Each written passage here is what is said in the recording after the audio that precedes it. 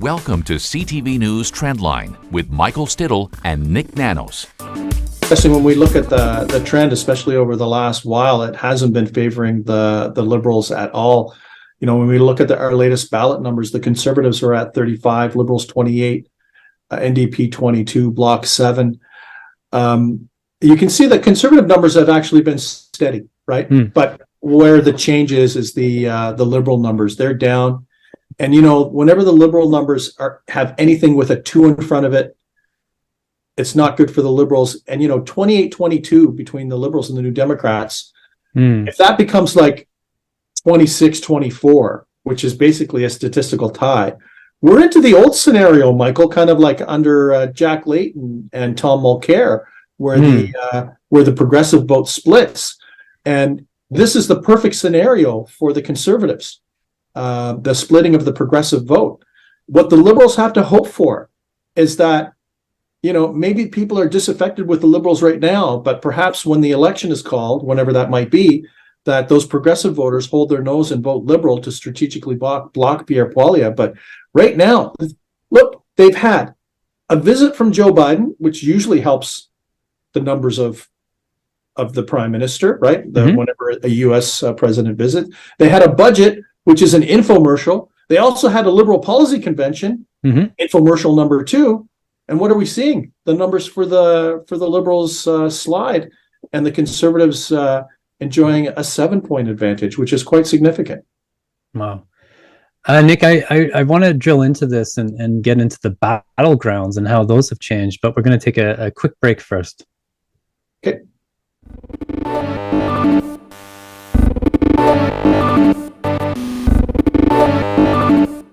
So, Nick, we see from the latest ballot tracking that the Conservatives have a 7-point lead on the Liberals now. And I'm just curious how things have changed in battlegrounds.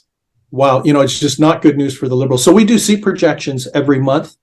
And what's interesting is that we can see that I think the Liberals, there are about 29 seats that are at risk for the Liberals, with the Conservatives and the New Democrats both being beneficiaries.